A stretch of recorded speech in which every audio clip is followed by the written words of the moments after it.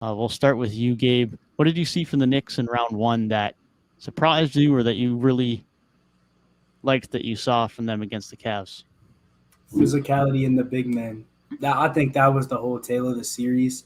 It just really came down to the fact that Cleveland bought in on having these twin towers in Allen and Mobley, who were really supposed to dominate this front court matchup. I mean, Julius Randle was an all-star player, but he didn't play well at all this series. And then it comes down to who are their other big men, Mitchell Robinson, Isaiah Hartenstein. You're looking at that and you're saying those guys versus Allen and Mobley. I'm taking the Cavs in that matchup all day. Well, we got to the series and it was just the complete opposite. Mitchell Robinson absolutely he ate all series on the glass, just in the paint. Like they were not doing anything to him. And then even Cleveland's guards just were not making up enough to supplement that. They really had a couple flat games. Both of them, like Donovan Mitchell had like an 11-point game. Darius Garland had a couple stinkers in this series. There is just a severe lack of pretty much any production top to bottom in this lineup. They obviously have their wing problem where they have one guy that can defend, they have one guy that can shoot, but they don't have one guy that can consistently do both.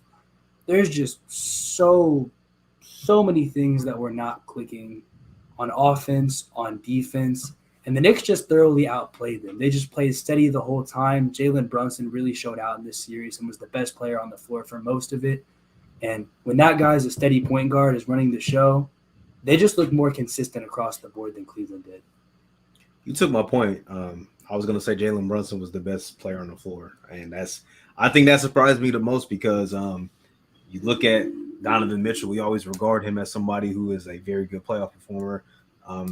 Was not his series. And the concerns we kind of had about Darius Garland was not his series either, man. And I just think Brunson really just outplayed both of those guys. Like, he was the most consistent guard on the court and the most consistent player on the court too.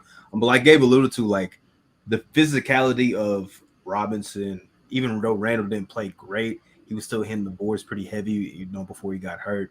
And Isaiah Hartenstein had a very good series too off that bench. Just very surprising to see Mobley and Allen get dominated in that capacity.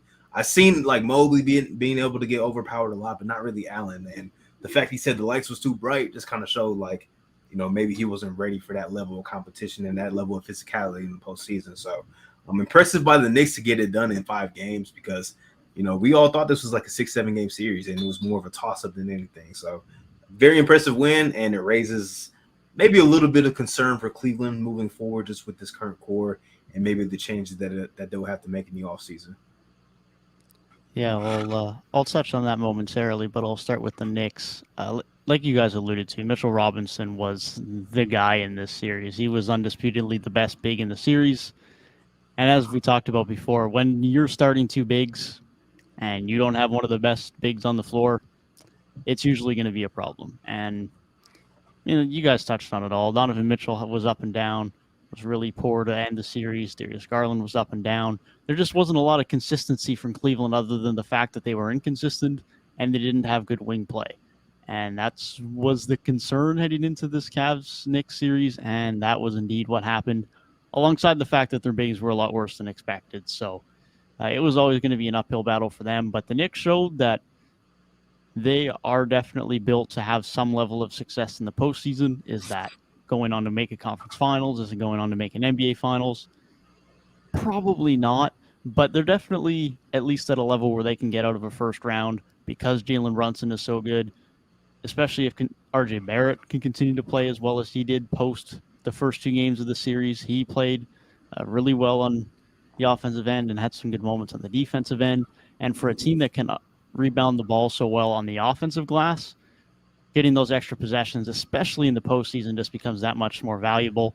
Now, how they do that against Miami, that remains to be seen, and Miami seemed to be doing a better job of that, at least through 1 game.